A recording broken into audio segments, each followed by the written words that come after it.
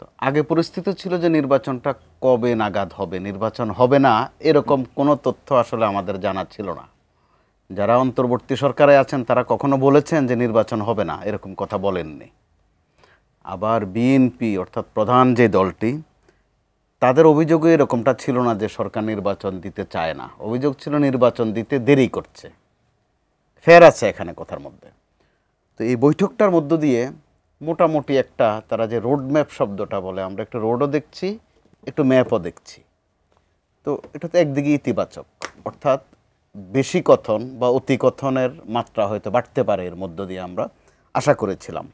কিন্তু এই বৈঠকের মধ্য দিয়ে এই দুইজনের অর্থাৎ ডক্টর ইউনূসের এবং তারেক রহমান সাহেবের বৈঠকের মধ্য দিয়ে কোনো কোনো পক্ষের মধ্যে তারা ঠকেছে বলে মনে করে। বৈঠকের মধ্যে একটা ঠক তারা দেখে, অর্থাৎ নিজেরা ঠকেছে যারা এই বৈঠকের শরিক নন বা অংশীজন নন। তো সেই ক্ষেত্রে এটা আর কিন্তু কোনো কুয়াশা নাই, ধোঁয়াশাও নাই, পরিষ্কার। জামাতে ইসলামী পরিষ্কার করে তাদের বক্তব্যটা দিয়েছে, এনসিপি একটু আগে ভাগেই দিয়েছে। এই দুটা পক্ষের বক্তব্য কাছাকাছি। আবার বিএনপির যে কিছু সমমনা দল আছে, বিশেষ করে বাম প্রগতিশীল কয়েকটি দল, ওখান থেকেও একটা বক্তব্য এসেছে। তারা বৈঠকের বিরোধিতা করেনি বা বিবৃতি নিয়েও তাদের বক্তব্য নেই। তাদের বক্তব্য হচ্ছে যে বৈঠকে কী আলোচনা হয়েছিল সেটা যেন একটু পরিষ্কার করে জানানো হয় দেশবাসীকে। তো ওই দাবিও তো খুব অযৌক্তিক নয়।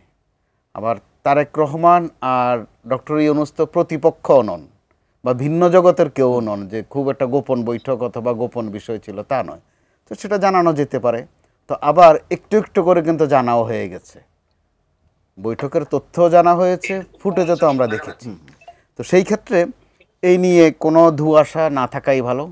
নির্বাচন যদি সম্মিলন থাকে, বোঝাপড়া থাকে, বোধ বুদ্ধি কাছাকাছি আসে, সেই ক্ষেত্রে ডিসেম্বর কেন, জানুয়ারি কেন, ফেব্রুয়ারি কেন। কালার এক্সপার্ট, জর্জ স্যাপ এবং মাইল্ড অন হ্যান্ডস টেকনোলজি সমৃদ্ধ অরিক্স ক্রিস্টাল ওয়াশ আপনার লন্ড্রি এক্সপার্ট। এপ্রিলের পরে হলো কোনো সমস্যা হওয়ার কথা না। আচ্ছা, আপনাকে এটা প্রশ্ন হচ্ছে, আপনি বলছেন যে নির্বাচন নিয়ে সংকট, আসলে কোন সংকট ছিল নেই। আচ্ছা, ছিল না। কিন্তু এই বৈঠকের মধ্যে বাংলাদেশের রাজনীতিতে যে নানা ধরনের সংকট আমরা দেখছিলাম, সেটি কি দূর হওয়ার কোনো? সেটিও যে সংকটগুলো, এগুলো বিতর্কের মধ্যে। কোনো বিতর্ক তো আসলে নেই, বিতর্ক বাঁধানো হচ্ছে। কোনো সংকটে কি নেই রাজনীতি? বড় রকমের সংকট নেই। আচ্ছা, আপনি যদি 10 মাস আগের সাথে তুলনা করেন, একটু তুলনা করে দেখেন না। ধারে কাছেও আছি আমরা, নিঃশ্বাস ফেলতে পারতেন হেলাল ভাইরা, হয়তো কারাগারেই থাকতেন। যারা কারাগারে ছিলেন তাদের কারো কারো আশঙ্কা ছিল কারাগারে যদি না হত্যাও করা হয় অথবা ওখান থেকে যদি আয়নাগরে ট্রান্সফার করে ফেলা হয়, এরকম শঙ্কার মধ্যে তারা ছিলেন। তো ওই জায়গার থেকে এখন যে জায়গায় আসছেন, কথা বলতে পারছেন, ঝগড়াঝাটি করতে পারছেন, মাঝে মধ্যে ব্যাখ্যা দিচ্ছেন, আবার তর্ক করছেন, এটা তো একদম মন্দ না। রাজনীতিতে এগুলো থাকাই তো উচিত। আর এর মধ্য দিয়ে বরং আমি যেটা খেয়াল করছি গণমাধ্যম কর্মী হিসাবে, যে আগামীতে সরকারি দল কারা হবে, বিরোধী দল কারা হবে, সেটা একটু মোটামুটি পরিষ্কার হয়ে গেছে বা হয়ে যাচ্ছে, অথবা একটা চর্চা শুরু হয়েছে। এই চর্চাটাও মন্দ কিছু না, কিন্তু এই চর্চার মধ্য দিয়ে এমন সব ভাষা আসছে বিএনপির দিক থেকে। আজকে যেসব কথা বলা হয়েছে জামাত সম্পর্কে, আবার জামাতের দিক থেকেও বিএনপি সম্পর্কে যেসব কথাবার্তা বলা হয়েছে, মনে হয় যেন তারা কেউ কাউকে চেনেন না। জামাতের ভূমিকা মন্দ ভূমিকা ছিল ৭১, এটা বোধহয় তারা জেনেছেন ৫ আগস্টের পরে, এর আগে জানতেন না। অথবা বিএনপি দল হিসেবে বেশি সুবিধার দল নয়, এক দল খেয়ে গেছে তারাও খাইতে চায়। জামাত এটা জানতো না আগে, জামাত বিএনপিকে আগে চিনতো না। বিএনপি খাইলে কিভাবে খায়, কাঁটা চামচ দিয়ে খায় না হাত দিয়ে খায়, এটা জামাত অন্য যে কোনো দলের চেয়ে বেশি জানে। তো যে কথাগুলো আসছে এগুলো বাড়তি কথা, অতিকথনে কিন্তু গোলমাল বাঁধে। তর্ক বিতর্ক হতে পারে, তর্ক বিতর্কের তো আরও দুটো জায়গা আছে বড় বড়, নির্বাচন ছাড়াও। যে সংস্কারটা কোন ফরম্যাটে হবে, কীরকম সংস্কার হবে, বিএনপির ৩১ দফার মধ্যে আরও কোনো সংস্কার দরকার আছে কিনা। তাদের যে সংস্কারের যে ৩১টা দফা আছে প্রত্যেকটা চমৎকার।